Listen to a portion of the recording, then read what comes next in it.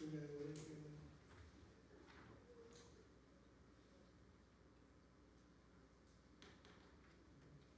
we're going to talk about loving one another and why love is better than hate, and why love usually wins over hate if you stick with love long enough. That's what we're going to be talking about in the service this morning. And in that regard, I wanted to show you all a little story.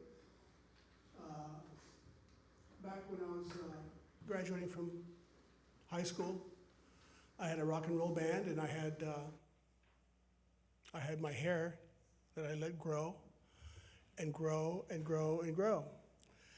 And it got so long in this conservative town called Redlands that just by walking down the street, I'd get pulled over by a police car, and I'd say, "What's wrong, officer?" And they said, "Well, someone said there was a suspicious person walking down the street." And it was just my hair. It was like a dark red, curly, so it looked kind of wild, but I liked it. And so I thought I'd be a little bit more prudent about it and not bring so much attention to myself.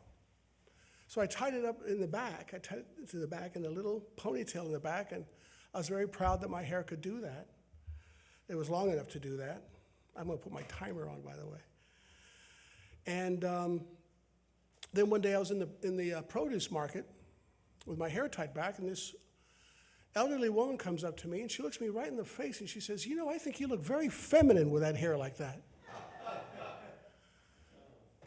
And I didn't know what to say. I was too startled to come back with a quickie, you know what I mean? I was too startled. It made me think quite a bit. So then, as luck would have it, I was very, very fortunate to somehow get into Berkeley. I went to Cal.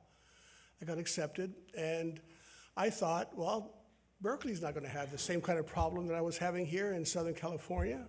They've got to be pretty radical. They're probably used to letting your hair flag fly, okay? So I went up there, and on my first day, I had my hair like this, and my hair was such that if I looked like this, it would go like this. It would kind of follow me, you know, like this, like a sphinx or something. But I was very proud of it. I thought it looked great. Then one day I was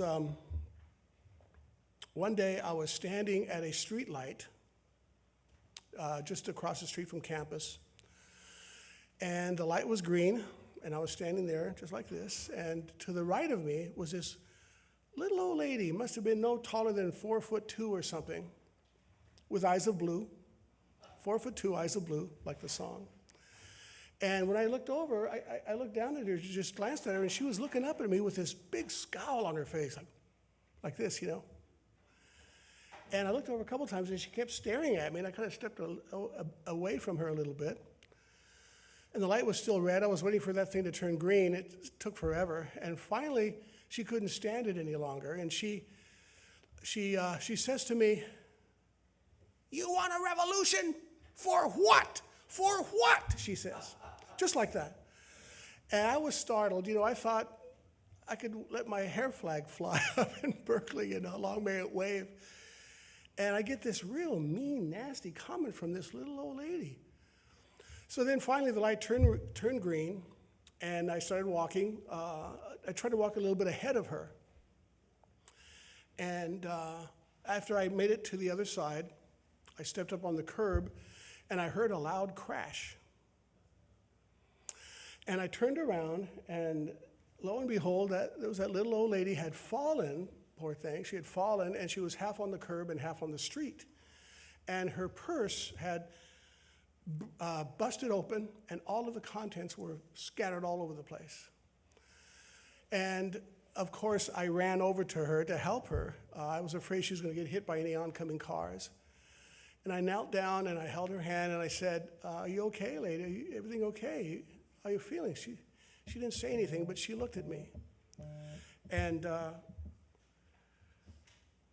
she said that, she looked at me and she said, "Thank you so much. I'm sorry I said that to you." And back then there was no cell phones, so I didn't want to leave her there with the cars coming. So I stayed with her until someone came along. Finally, a car pulled over. who was going into the house behind us, and they said, you guys okay? Should I call the ambulance? I said, yes, please do. So I waited another 10 minutes with her there. And I gathered her stuff, and I saw that one of the pictures I was putting back into her purse for her was a picture of a young guy who had hair like me. And no, it was not my long-lost mother, but obviously she had been very hurt by that person, I suppose. And the ambulance finally came at long last, and they put her onto a stretcher and then onto a gurney, and they were able to lift her up safely, I guess. And as they were lifting her up, as they're pushing her towards the ambulance, I had one last look at her to see if she was going to be okay. And she looked at me. She looked over at me with these beautiful, scintillating blue eyes. And this look of love came over her face, like a motherly love. And she looked at me, and our eyes locked, and she mouthed the words, "Thank you. Thank you. Thank you." She said it 3 times. And I knew then that we had become best friends, her and I, even though I never saw her again. And to this day, I feel that. I get choked up just thinking about it. It was so touching. After us being at that red light of hate, with her saying, "You want a revolution?" And then when we crossed over, when the light turned green, she fell and we bonded together. And my friends, I'll wrap this up. My 3 minutes are up. But my friends back at Berkeley, they said, I told them what happened. And one of them was a philosophy major. And he says, you're standing there at the red light of hate. And when it turned green, you both walked together. And love came about. Love started to grow with that green light of love, he said. And we all toasted to it. I thought it was a wonderful metaphor. And that's the spirit that I want to introduce our service this morning. Come, let us worship together.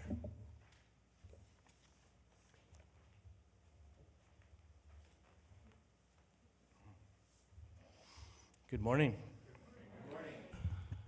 I don't know if 2 times makes a tradition, but I was here on the first Sunday in July last year too, and it's nice to be back. Our chalice lighting this morning comes from words by the Reverend Reinhold Niebuhr. Nothing worth doing is completed in our lifetime. Therefore, we are saved by hope. Nothing true or beautiful or good makes complete sense in any immediate context of history. Therefore, we are saved by faith. Nothing we do, however virtuous, can be accomplished alone. Therefore, we are saved by love. No virtuous act is quite virtuous from the standpoint of our friend or foe as from our own. Therefore, we are saved by the final form of love, which is forgiveness. May it ever be so, and blessed be you all.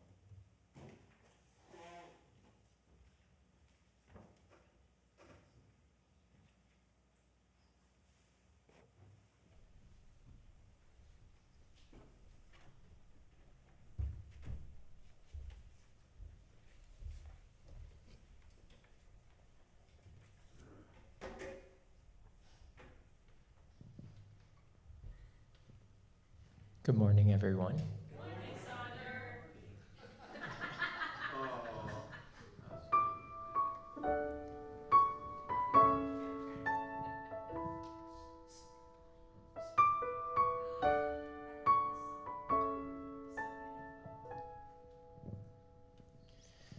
I used to think I wanted to be famous. I'd be recognized out in the crowd. But the funny thing is, every time I've gotten what I want, it lets me down. Now I just wanna look more like love. I just wanna look more like love. This whole world is spinning crazy quite keep up. It's the one thing around here that we don't have quite enough of. So I just wanna look a little more like love.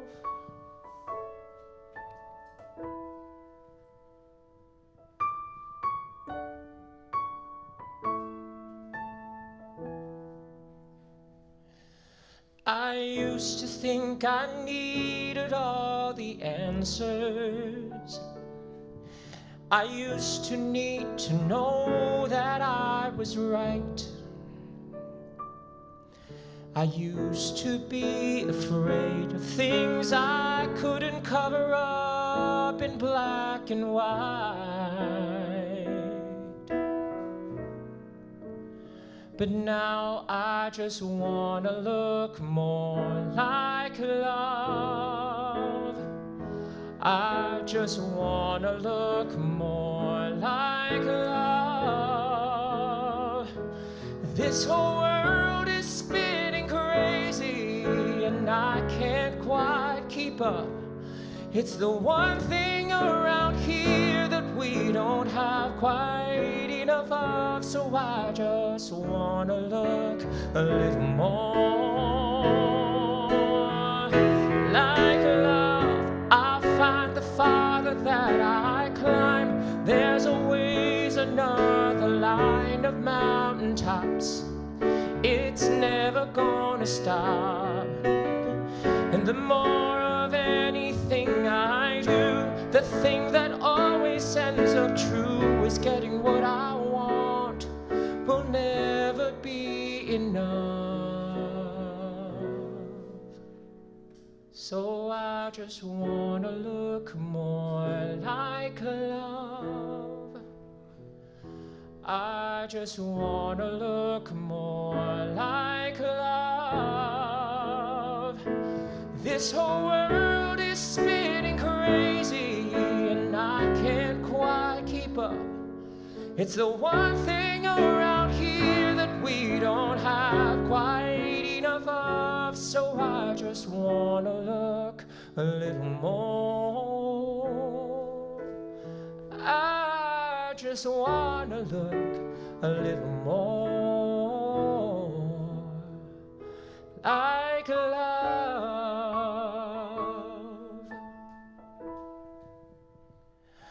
Like love.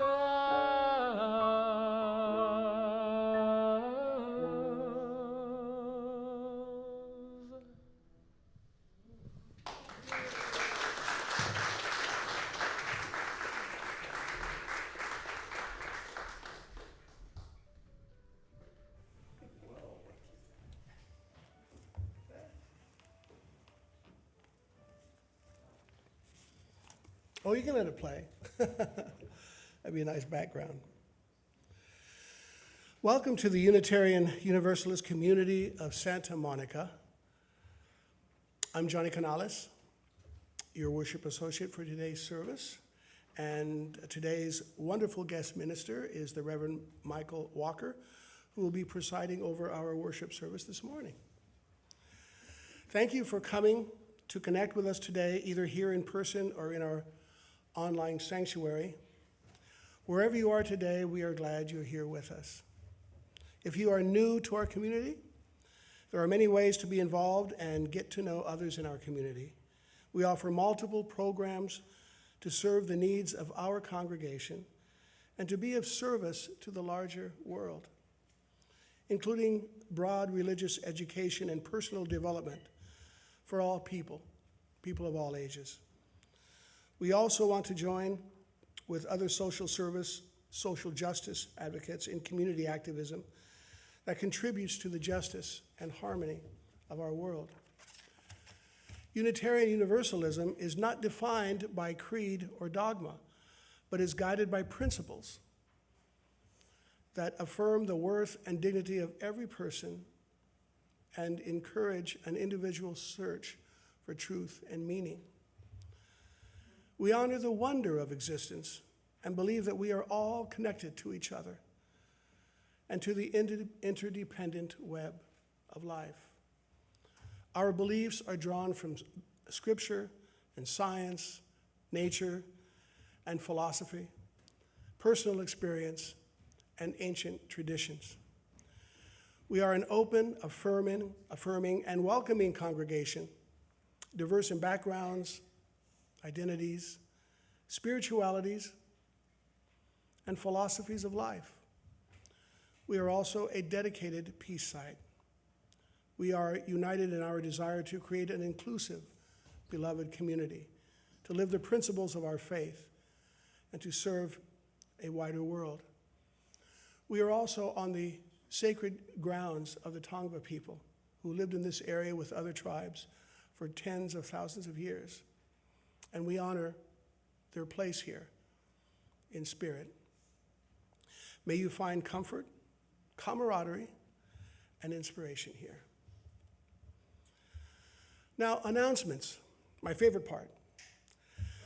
The visitor meetup group is a time to enjoy coffee and learn more about Unitarian Universalism and the opportunities of growth and connection in our church community. Whether you're looking for social justice activities, small group meetings, or just some inner peace, we have it all here for you. This is the time for questions and answers. Find out more about family programs and the path to membership. First-time and frequent visitors are all welcome. And I believe we're going to meet over in out in front this time? Oh, right here in this room. Right behind us in that room back there. Go searching for the truth back there, you'll find it. Also, our Soulful Sundown musical dinner evening program, yay, brings together longtime members of our congregation with those who are new members or visitors for a special evening of a potluck dinner shared among friends, along with live musical entertainment. And this entertainment is presented by professional musicians that play in venues throughout the Santa Monica area. And I want to say, I brought my lifetime partner, Ann, to the potluck, and she just loved it, thank goodness. And one thing she really liked a lot was the food. She said, these Unitarians can cook. And I said, well, have you ever been to a potluck before, Ann? She said, yeah, one held by the Methodists, and the food was awful. And I said, us UUs can cook. It's a wonderful thing. It really is. It's amazing the things that were brought there. And I want you to make a note that on July 28th, we're doing another one. And we'll have different songs. And a dinner again. Bring that wonderful food with you so I can bring Ann along and share it with you guys. It was a magical time that we had last 2 Fridays ago, right, Larry? 2 Fridays ago. And I want to invite you all to come. I'll send out some announcements. Carl and I are the producers of it, Carl Lasovsky and I. Finally, I wanted to announce the Common Read. A Common Read is where all of us share one book to read. And the Common Read for this calendar year, or this reading year, is Mistakes and Miracles, Congregations on the Road to Multiculturalism. And in this book, co-authors Nancy Palmer Jones and Karen Lynn, a white minister and a lay person of color, explore 5 UU congregations' journeys toward beloved community and share the joy, the disappointment, and growth these congregations found. And we use these for discussion purposes, and we really learn a lot. They get pretty lively sometimes. But if you're new here, this is a good place to come and meet other people and share your values with us. The next meeting is July 8th, which is next Saturday. The time is 10:30 to 12:30. And now I'd like to ask you all to please rise in body or spirit and stay standing for our covenant while we sing our opening hymn.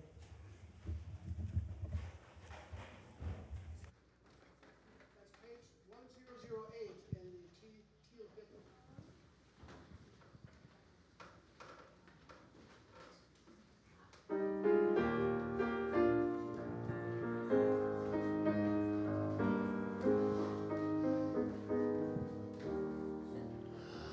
When our heart is in a holy place, when our heart is in a holy place, We are blessed with love and amazing grace when our heart is in a holy place. When we trust the wisdom in each of us, every color, every creed and kind, and we see our faces in each other's eyes, then our heart is in a holy place. When our heart is in a holy place, when our heart is in a holy place, we are blessed with love and amazing grace. When our heart is in a holy place, when we tell the story from deep inside, and we listen with a loving mind, and we hear our voices in each other's words, then our heart is in a holy place. When our heart is in a holy place, when our heart is in a holy place, we are blessed with love and amazing grace. Then our heart is in a holy place.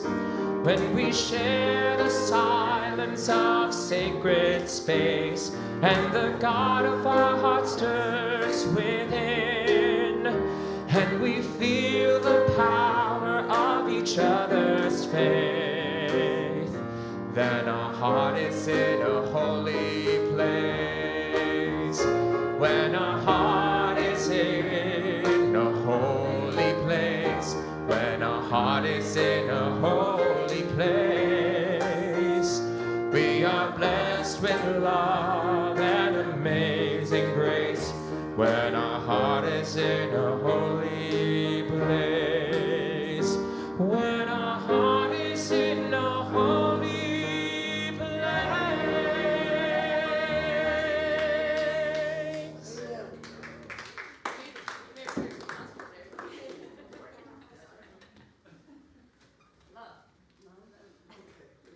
Here we go. Ready?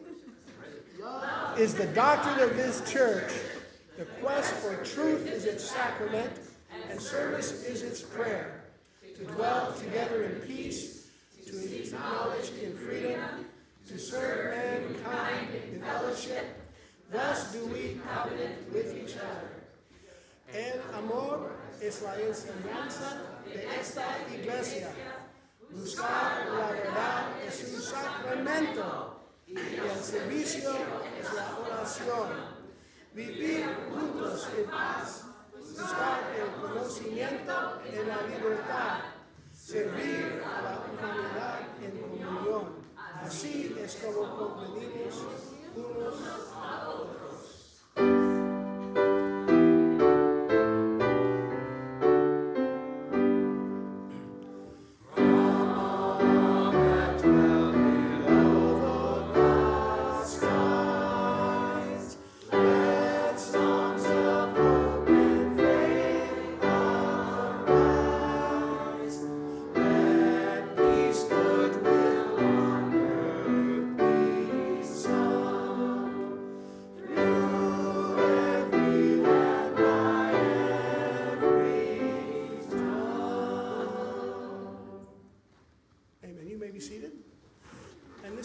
For donations to the West Side Food Bank, ladies and gentlemen. Anybody who has anything to donate, any cans or goodies, looks like we already have some items in there, but step right up. What you got there, young fella?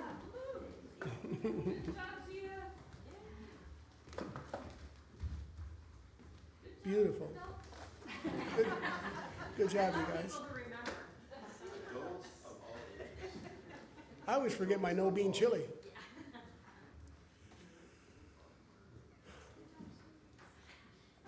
Thank you one and all for those donations.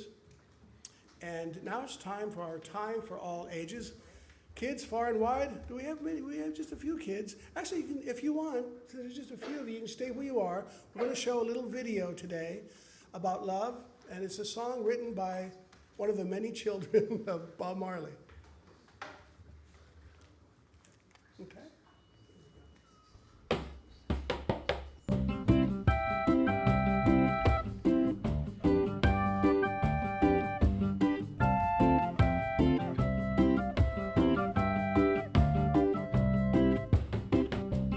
One love, one heart. Let's get together and feel alright. One love, what my family gives to me. One heart, what the flower gives the bee. One love, what Mother Earth gives the tree. Let's get together and feel alright. One heart, like the birds I long to be free. One love, like the river runs to the sea. One heart, like the music, just feel the beat. Let's get together and feel alright. One love, when your hand reaches out for me. One heart, when we touch a new world we'll see. One love, one heart.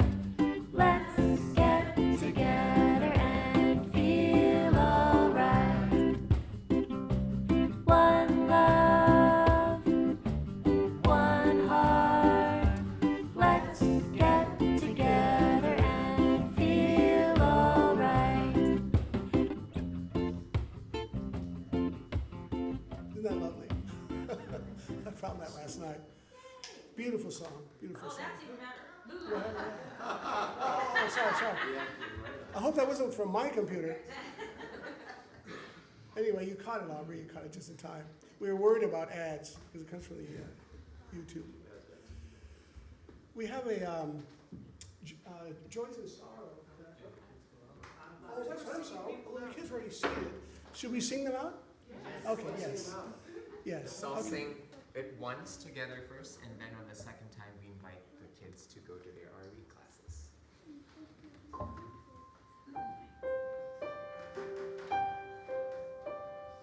Go now in peace, go now in peace. May the spirit of love surround you as you go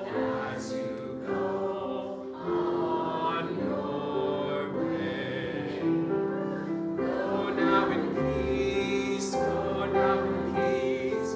May the spirit of love surround you as you go on your way. Beautiful. It's a lot about love today, huh? It's a lot about the spirit of love today. It's a good topic.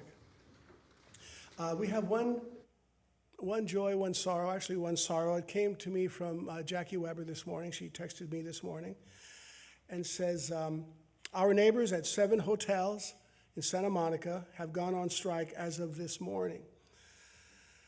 And Jackie is helping to organize adoption of picket lines, debt relief, and food distribution to support workers so they know they are not alone. Please reach out as you are willing and able. And that's her message.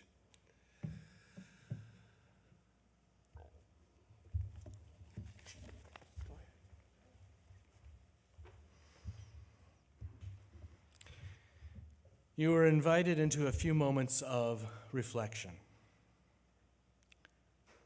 Love is knotted and gnarled like an old tree fighting with the wind, like branches too brittle for their own good, like roots that relentlessly inform how deeply we can trust and how freely we can forgive. Words by Jan Carlson Bull. Indeed, love is knotted. Sometimes it's hard to untangle our own feelings, to come to terms with what is really sitting in our hearts, waiting to come out. Untangling knotted love like a tangle of yarn takes patience and care. When the job is done, that love, like yarn, is ready to be knitted or woven into a new creation, a new way of loving that you had not known before was possible. But it is. Let us have a few moments of silence.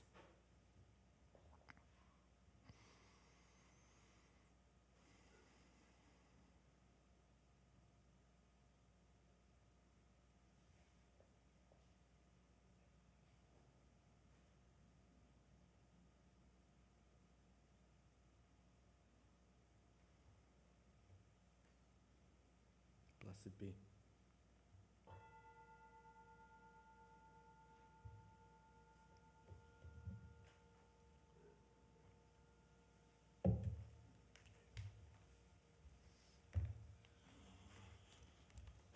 The reading this morning is by author Naomi King, and it's called Open Our Hearts with Love, and I'd like to read it to you.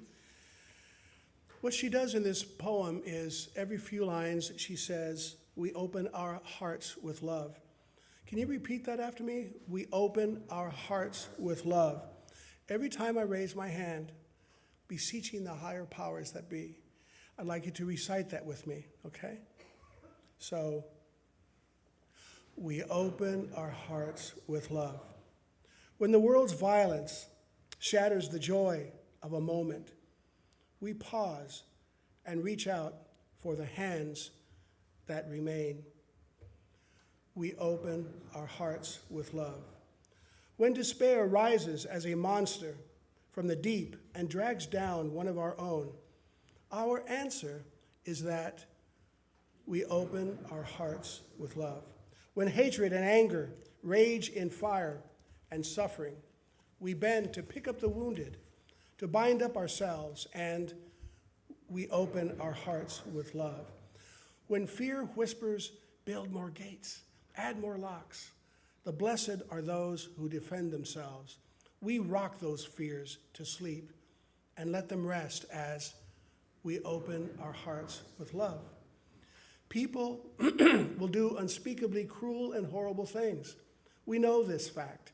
We live and die this daily, all around the world, in every community and every wasteland. But we know the answer is found only with one action, and so we open our hearts with love. Hatred never ceases by hatred, but by love alone. By love alone can be healed. This is the truth we affirm. We live with courage and with a wider and wider circle of that force that bends our lives to ones of mercy, justice, and compassion. And so we open our hearts with love. It's the truth. Just by being born, you are loved. There is something within you and every person that can be loved. We open our hearts with love.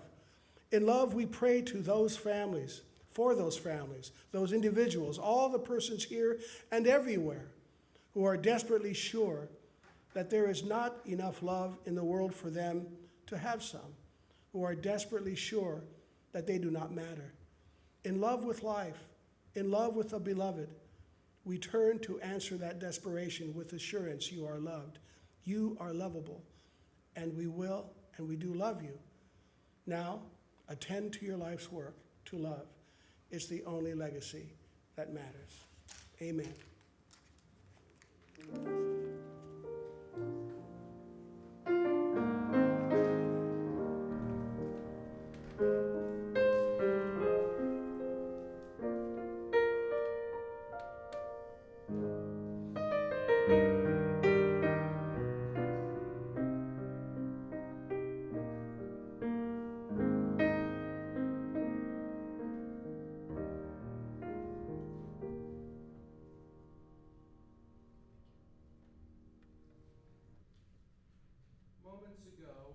we recited the words of an affirmation or covenant that connects us with hundreds of other Unitarian Universalist churches who say the same words or similar words every Sunday morning. I'm speaking about some version of the words of the affirmation written by James Philip Blake. Yours version was wordsmithed and enlarged, but I'm going to read the original version, which went like this. Love is the spirit of this church, and service its law. This is our great covenant, to dwell together in peace, to seek the truth in love, and to help one another. As I said, this affirmation is found in so many of our UU congregations around the country. They are spoken so often that I wonder if those who speak these words every week even hear them anymore. As these words are spoken, do we stop to think what they actually mean? And when we do we find that we're actually living out the affirmation we speak? Do we walk our talk? Let me say it another way so you can get where I'm going with this. I know you've heard this, but please bear with me. I hope it's not too pedantic. I'm just trying to get us to hear this in a new way. Love is the spirit of this church, and service its law. This is our great covenant, to dwell together in peace, to seek the truth in love, and to help one another. I hope that breaking it up like that helps us to hear individual words that have meaning for us, meaning that may have been forgotten during the rote recitation of the affirmation. I say this because I believe these words should translate into actions, something I think everyone strives for, although I think we could all use a reminder from time to time. I know I do. Reverend Tom Owen Toll reminded me of this very thing when he wrote the following in his book about the big concepts in life as seen through the lens of Unitarian Universalism, called Theology Ablaze. He wrote, Unitarian Universalists live by our aims, not by our accomplishments. Consequently, our opening worship anchor is often called the aspiration. You guys call it a covenant instead, but it's often called the aspiration, not the achievement. We say words such as, may love be the spirit of this congregation. In short, may love be our aim and our guiding force. One time at a church I served many years ago, I preached about grace and love and described a form of love, agape or platonic love. Afterwards, someone commented that UUs talk about love like it's something mechanical. Perhaps that perception was a result of the approach I took that day. Although I didn't think my explanation was particularly mechanical, I don't always know how another person may hear and assimilate my words. This feedback, though, reminded me that it is sometimes difficult to describe love in all of its forms. The mystic and poet Jalaluddin Balkhi, more commonly known as Rumi, spoke of love frequently, but he recognized in himself a human deficiency in trying to describe love. So I guess I'm in good company if I stumble in describing it myself. In one of Rumi's poems, he wrote, however much I might try to expound or explain love, when I come to love itself, I am ashamed of my explanations. In trying to explain love, the intellect fell down in the mud like a mule. Love alone can explain the mysteries of love. I told you he was a mystic. If we asked each person here to define love, I suspect that every answer would be quite different. Why is this important concept so difficult to define in a way that we all would agree in saying, oh yes, that is what love means? This is so intangible of a concept because it is really many different concepts. There are many different kinds and understandings of love. In one sense, love is an emotion that transcends the human experience. Another was heard from our Universalist forebears who conceived of love as God, or at least as a manifestation of God. In popular culture, we usually only hear of love in the romantic sense. Others find it in the relationship between a parent and a child. Others think of love as a force of nature. In a poem about love as a force of nature, Reverend Dr. Rebecca Parker wrote, "Even when our hearts are broken by our own failure or the failure of others cutting into our lives, even when we have done all we can and life is still broken, there is a universal love that has never broken faith with us and never will." We may take heart in the thought that love is an immutable force of nature, and that causes us to strive to be our best selves when interacting with others. And in doing so, both they and we are rewarded with a feeling of that force of nature. We often say we can feel the love, right? Perhaps love is the implicit nature, the foundation or underlying framework of what we UUs often call the interdependent web of all existence. That is, I wonder if it is love that ties us all together, that connects us with all others around the world, all life on earth, and even the earth itself. In this understanding of love, we are speaking of loving our family and loving our neighbors by feeling compassion and love for humanity when we are faced with another living in abject poverty, going to soup kitchens, or others who are trapped in a war zone.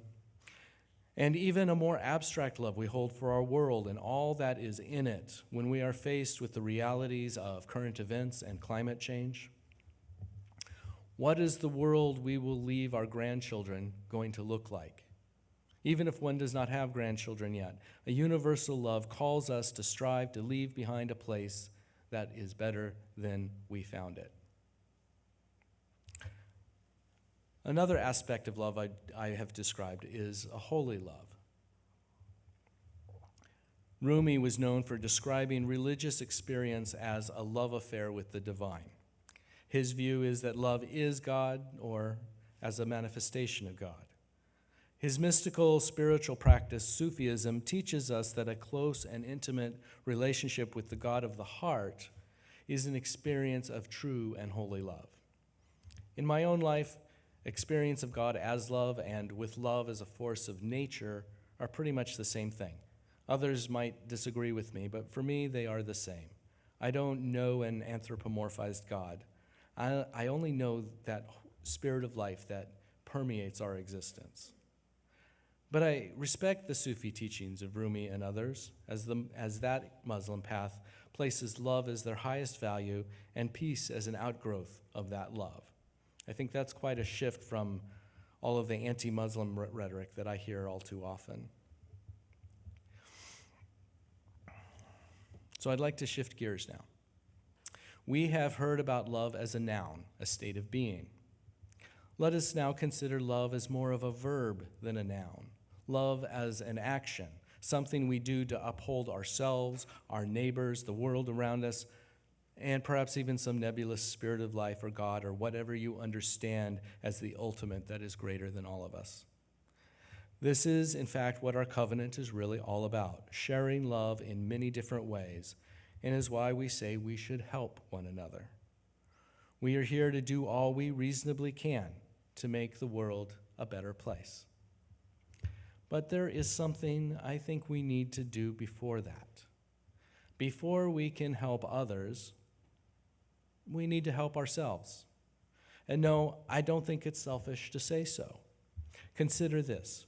When you're on an airplane, when an oxygen mask drops down and when the airplane cabin loses pressure, we're told you should put on your own mask first before helping another. Why? Well, I can't really do much to help someone else if I've passed out. Likewise, I believe that we need to love ourselves or learn to love ourselves before we can truly love others. This one can be hard to accomplish, so I return to Owen Toll's words earlier that it's important to aspire to loving ourselves rather than being focused on the accomplishment of that. It's a lifelong endeavor, I think. When one makes a mistake, make amends and forgive oneself rather than holding on to a self-criticism like it's a lifeline. Let it go. So learning to love ourselves is an ongoing process rather than some completed achievement. And this brings us back to where we started. Once we love ourselves, we are free to love others and put this into some sort of action. We say love is the spirit of this church and service its law.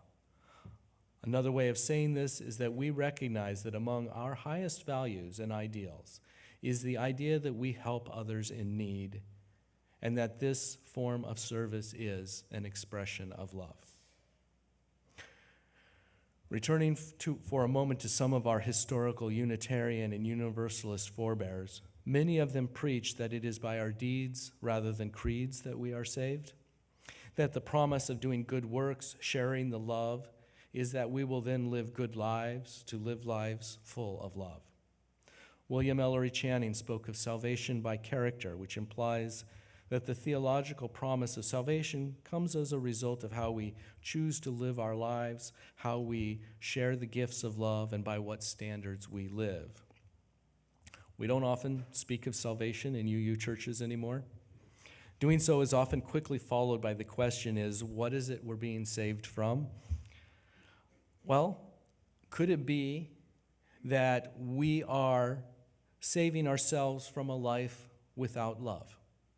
Giving and receiving love, without aspiration to reach beyond the everyday and do some good in the world.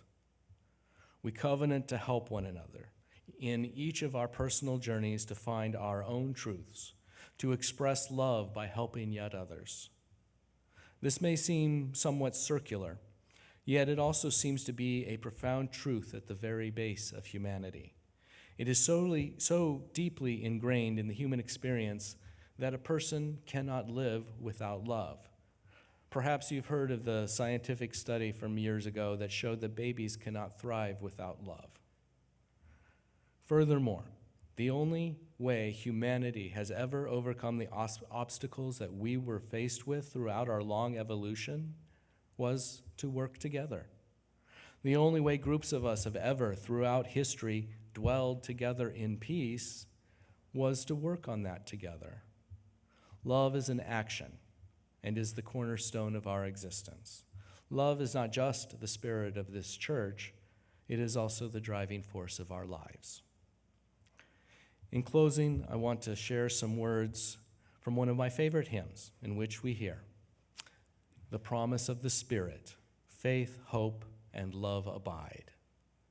This seems to me to be the quintessential UU teaching, our entire theology summarized in that little phrase, faith, hope, and love, shared widely and frequently, is the promise of the Spirit. May it ever be so, and blessed be you all.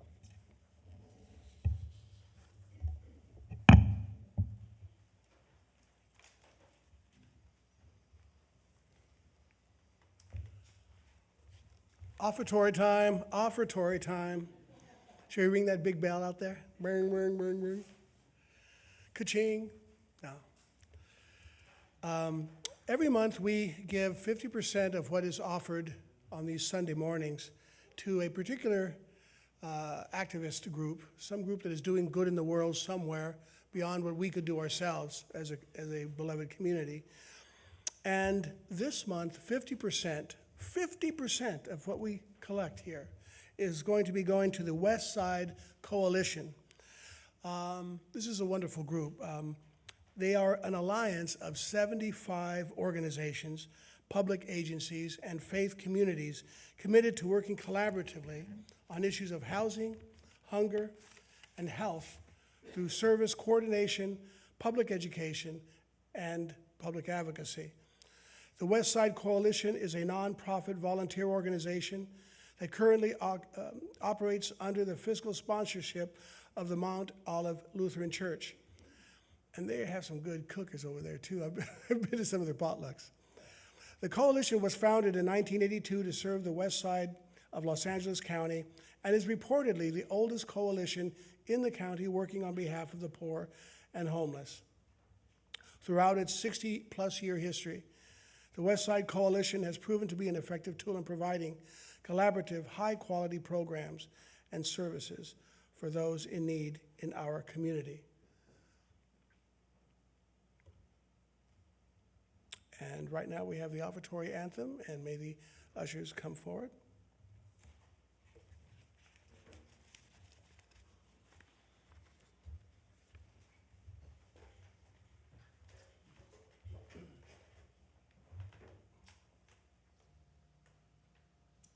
Hello. So this morning's offertory anthem, we've all sung it before. The choir has sung it. We've sung it as a hymn.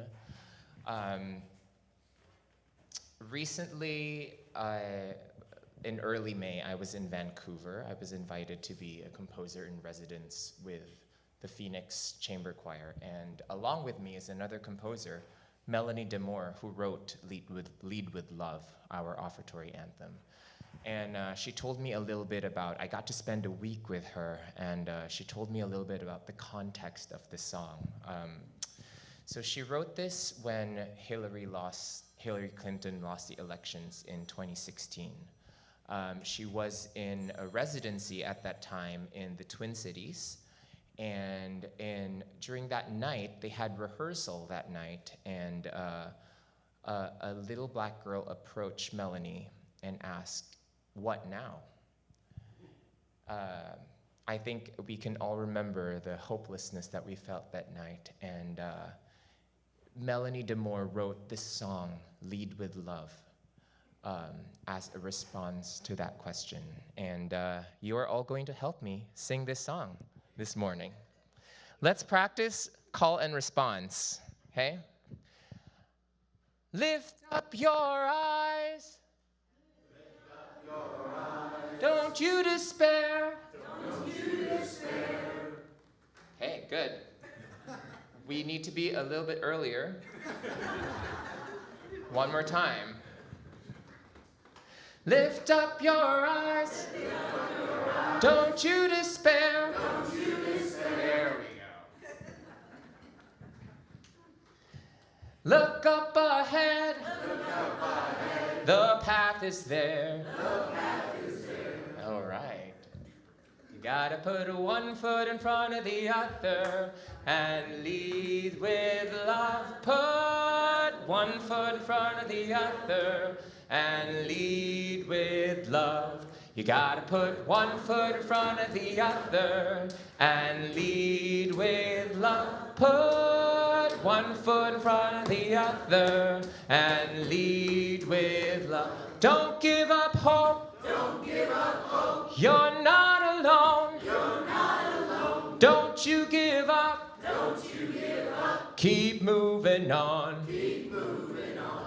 You gotta put one foot in front of the other and lead with love. Put one foot in front of the other and lead with love.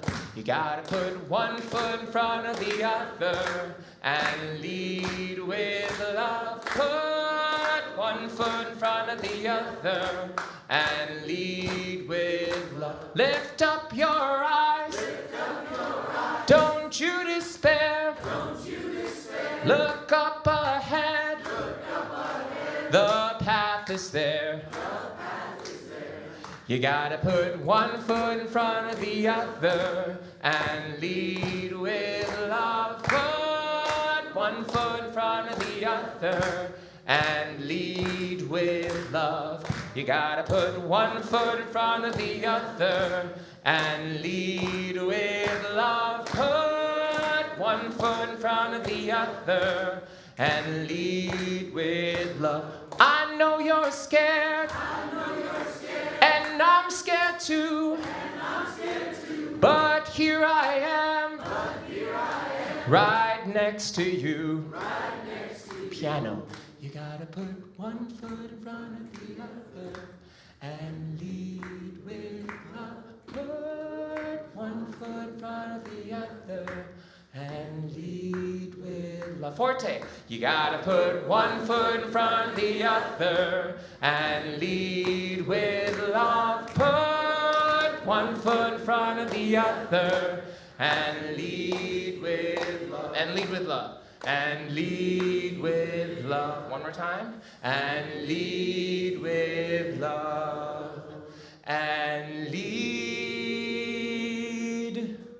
with love.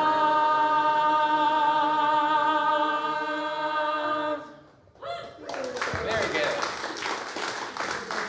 Please rise in body or in spirit for our closing hymn. This is 1014, Answering the Call of Love.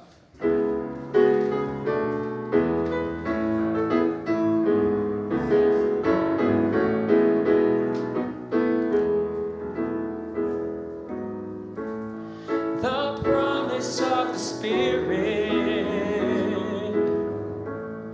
faith, hope, and love abide, and so every soul is blessed and made whole. The truth in our hearts is our guide. We are answering the call of love. Hands joined together as hearts beat as one. Emboldened by faith, we dare to proclaim we are answering the call of love. Sometimes we build a barrier to keep love tightly bound, corrupted by fear, unwilling to hear, denying the beauty we found. We are answering the call of love. Hands joined together as hearts beat as one. Emboldened by faith, we dare to proclaim we are answering the call of love. A bright new day is dawning, when love will not divide. Reflections of grace in every embrace, fulfilling the vision divine. We are answering the call of love. Hands joined together as hearts beat as one.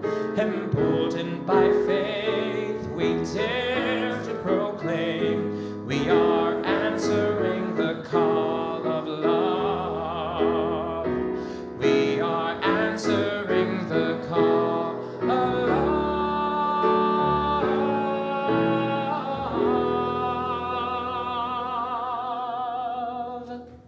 All right.